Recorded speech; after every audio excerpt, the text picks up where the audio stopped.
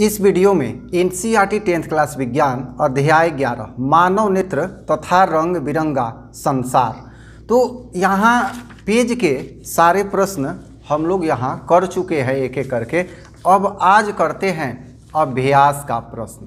तो अभ्यास के प्रश्न में जैसा कि आप देख रहे हैं, पहला प्रश्न है मानव नेत्र अभिनेत्र लेंस की फोकस दूरी को समायोजित करके विभिन्न दूरियों पर रखी वस्तुओं को फोकसित कर सकता है, ऐसा हो पाने का कारण। तो ऐसा हो पाने का कारण 4 विकल्प दिया हुआ है। जरा दूरदर्शी दृष्टिता, समंजन, निकट दृष्टि, दीर्घ दृष्टि। तो इसका उत्तर होगा अभिनेत्र लेंस की फोकस दूरी का समायोजन कर समंजन क्षमता के कारण होता है। तो कौन सा होगा यहाँ हो जाएगा समंजन क्षमता। ये पहला का बी हो जाएगा। अब दूसरा प्रश्न है मानव नेत्र जिस भाग पर किसी वस्तु का प्रतिबिंब बनाता है वह है, अर्थात मानव नेत्र में किस भाग पर वस्तु का प्रतिबिंब बनता है। विकल्प है कार्निया, परितारिका, पुतली, दृष्टि पटल। तो उत्तर होगा यहाँ दृष्टि पटल उत्तर हो जाएगा। तो दृष्टि पटल को रेटिना भी कहा जाता है। मानव नेत्र में वस्तु का प्रतिबिंब दृष्टि पटल पर बनता है, ये इसका उत्तर हुआ। अब तीसरा प्रश्न है, यहाँ भी देखिए बुक में। तीसरा प्रश्न है सामान्य दृष्टि के वयस्क के लिए सुस्पष्ट दर्शन की अल्पतम दूरी होती है लगभग, अर्थात कितना होता है। तो ए 25 मीटर, बी 2.5 सेंटीमीटर, सी 25 सेंटीमीटर, डी 2.5 मीटर। तो देखिए यहाँ 25 मीटर है और यहाँ 25 सेंटीमीटर है, काफ़ी कन्फ्यूजन होता है। तो उत्तर होगा यहाँ सी 25 सेंटीमीटर, ये इसका उत्तर होगा। उत्तर लिखेंगे सुस्पष्ट दर्शन के लिए निम्नतम दूरी 25 सेंटीमीटर है। अब आइए चौथा नंबर देख लेते हैं। चौथा नंबर प्रश्न ये अभिनेत्र लेंस वाला। तो चौथा नंबर प्रश्न है अभिनेत्र लेंस की फोकस दूरी में परिवर्तन किया जाता है। किससे परिवर्तन किया जाता है? तो पुतली द्वारा, दृष्टि पटल द्वारा, पक्षमाभि द्वारा, परितारिका द्वारा। तो चौथा का सही उत्तर होगा सी पक्षमाभि। इसे सिलियरी पेशी भी कहा जाता है। तो ये होगा। इसे कैसे लिखेंगे कैसे? तो यहाँ पर अभिनेत्र लेंस में फोकस दूरी में परिवर्तन पक्षमाभि पेशियों द्वारा होता है। अब पांचवा प्रश्न, छठा प्रश्न का उत्तर हम लोग समझेंगे। ये न्यूमेरिकल दोनों प्रश्न है, बड़ा ही महत्वपूर्ण है। तो चलिए आइए विस्तार से देखते हैं, समझ बनाते हैं। यहाँ पहले पांचवा नंबर प्रश्न। पांचवा नंबर प्रश्न है किसी व्यक्ति को अपनी दूर की दृष्टि, ध्यान दीजिएगा दूरदृष्टि नहीं है, दूर की दृष्टि को संशोधित करने के लिए -5.5 डायऑप्टर क्षमता लेंस की आवश्यकता है। लेंस है माइनस, अर्थात निकट दृष्टि दोष है। अपनी निकट की दृष्टि को संशोधित करने के लिए +1.5 डायऑप्टर क्षमता के लेंस की आवश्यकता है। प्लस है तो क्या है? दूर दृष्टि है। संशोधित करने के लिए आवश्यक लेंस की फोकस दूरी क्या होगी? यहाँ 2 केस है, एक -5.5 डायऑप्टर, दूसरा +1.5 डायऑप्टर। तो आइए पहला देखते हैं। यहाँ दूर की दृष्टि के लिए क्षमता दिया हुआ है -5.5 डायऑप्टर। तो एक सूत्र होता है, रिलेशन होता है कि फोकस दूरी और इसके क्षमता में संबंध F = 1/P या P = 1/F।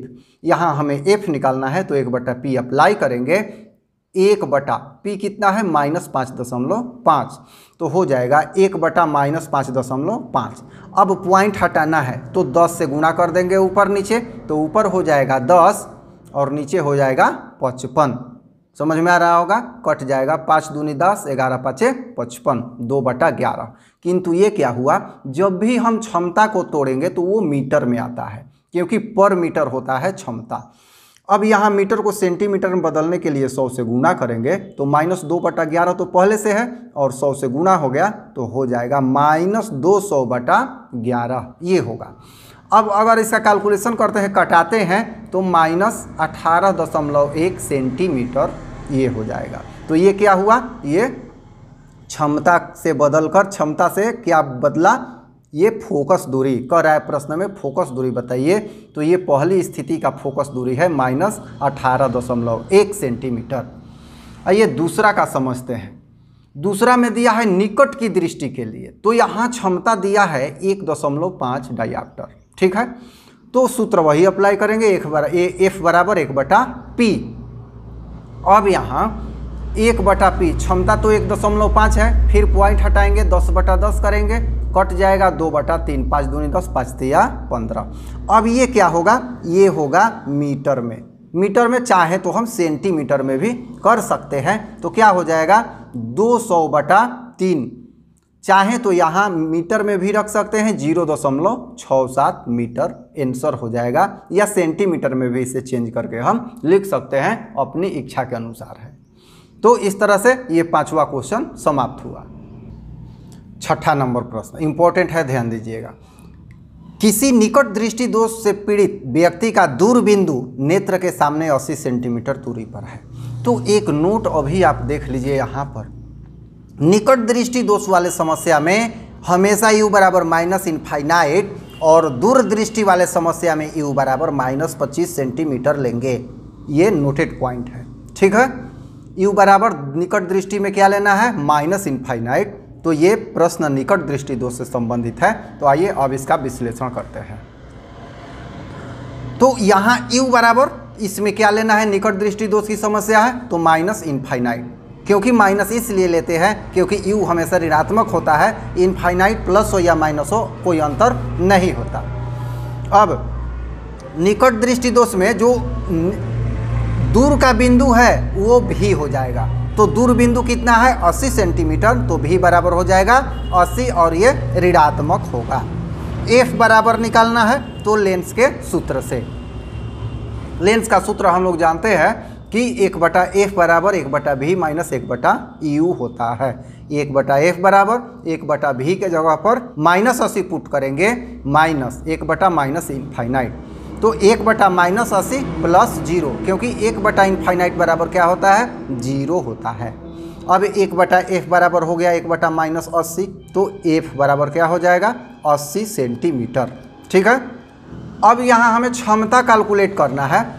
अब हम यहाँ क्षमता निकालना है, तो P बराबर 1/f होता है, तो हो गया 1/-80 सेंटीमीटर। ठीक है, लेकिन क्षमता हमेशा क्या करना होता है, क्षमता को करना है मीटर में, तभी होगा। तो 1/-80 है और /100, यहाँ अगर /100 करेंगे तो ये बाद में क्या हो जाएगा, ऊपर जैसे हिंट में यहाँ देख लीजिए 1/80 सेंटीमीटर बराबर 1/80/100, तो क्या हो जाएगा, 100 चला जाएगा ऊपर, तो 100/80 मीटर हो जाएगा। तो वही हुआ है 100/80 मीटर, और ये माइनस में है, कट जाएगा 20 का 80, 20×5 100, तो -5/4।